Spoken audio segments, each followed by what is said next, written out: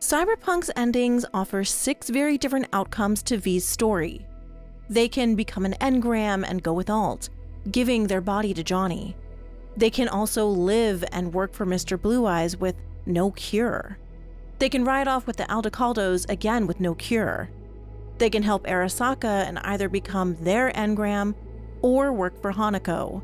They can be helped by the NUSA and be cured, but lose all of V's chrome.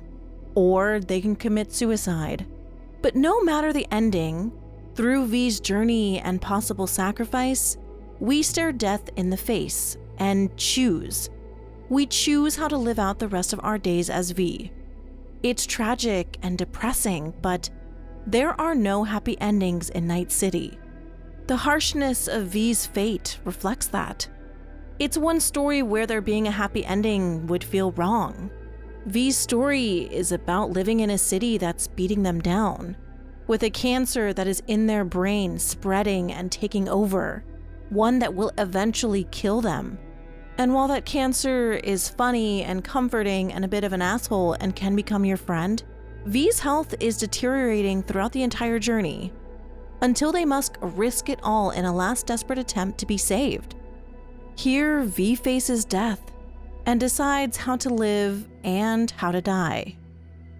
Every ending represents an aspect of terminal illness and what it cost you. Sometimes it's time. Sometimes it's a piece of yourself that you knew, like having access to Chrome and being a mercenary. Sometimes it's your loved ones who are no longer around. Sometimes it's opportunities. Sometimes you even die so someone else can live. But no matter what, you lose something, because that is the reality of being sick, the reality of dying. This is also our first introduction to Night City and the cyberpunk world. We are firsthand experiencing how unforgiving and how ruthless life is here. It's the perfect introduction to a world where people can die a quiet life or go out in a blaze of glory. How you die in Night City is just as important as how you lived. V's story lets you become a Night City legend, and even if you don't choose the sun ending, you still achieve things others only dreamed of. V still became someone and lived a life worth fighting for. So why should V return? They shouldn't. Bringing back V removes the tragedy of the story being about terminal illness and choosing how to live and end your life. V's story relies on a doomed narrative, both for them and for Johnny. They are two halves of the same coin, and only one can live while the other dies. So if you bring them back, what is Johnny's sacrifice for? What is their journey searching for a cure for? And why would they go to such lengths to fight to survive and then choose how to live the rest of their life, only for a choice out of our control to override those decisions? Every ending leaves a little glimmer of hope for V. All the endings are bittersweet. Maybe they'll find a cure, or maybe they won't.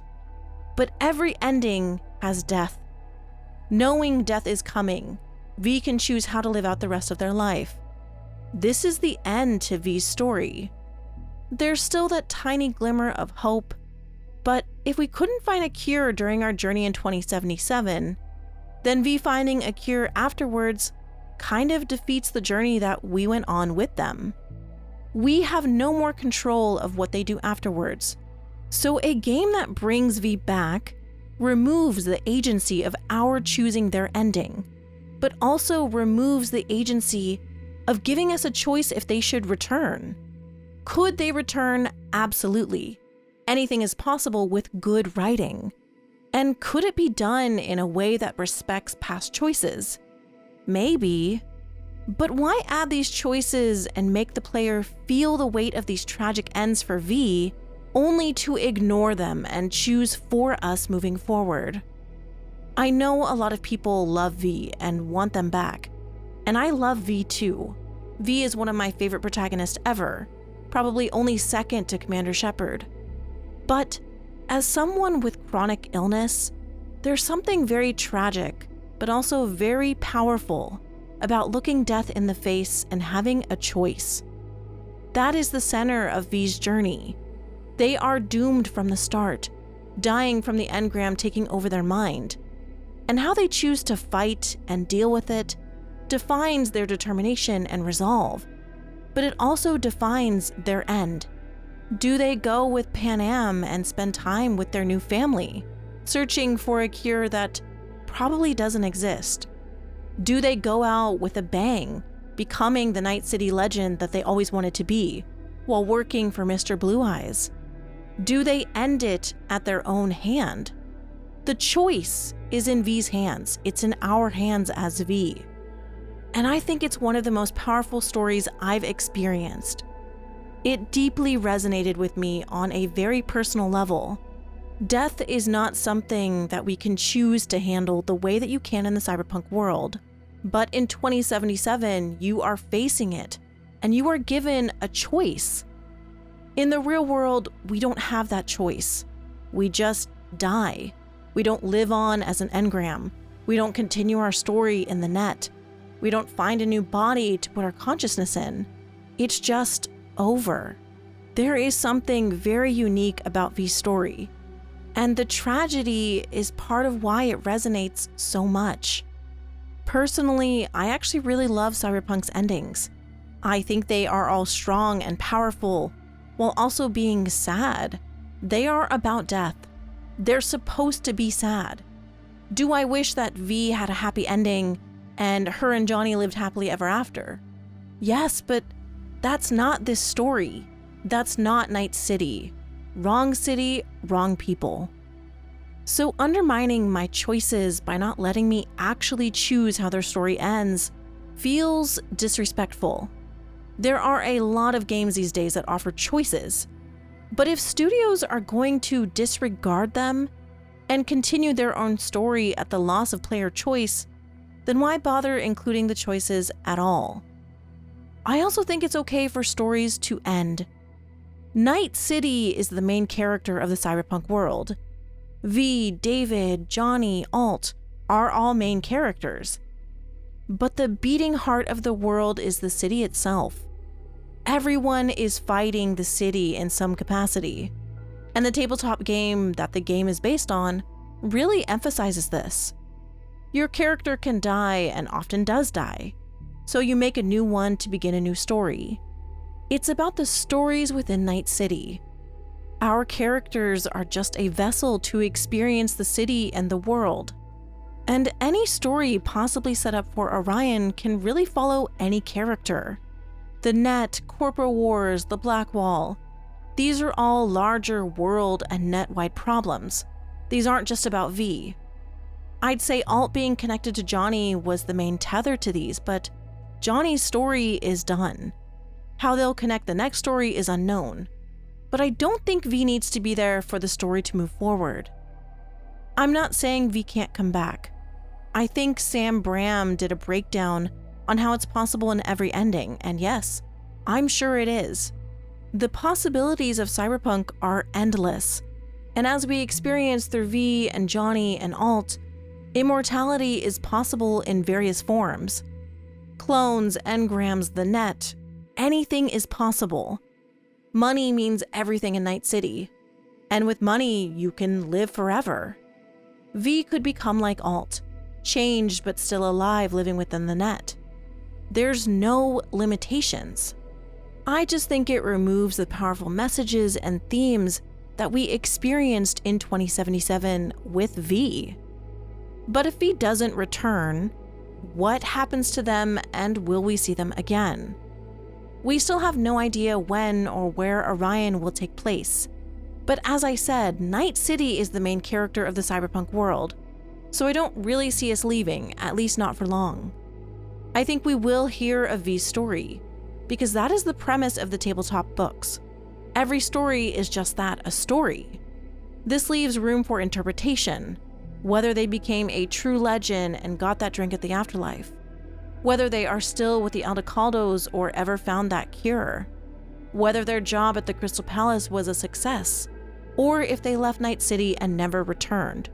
Stories will keep V alive, just like they keep every other legend alive as well. I don't think we'll ever get a true answer as to what happened to them, and I think that's okay. Leave enough room for the mystery and maybe a little bit of hope, but honor the choices that the player made in choosing how V's story ended.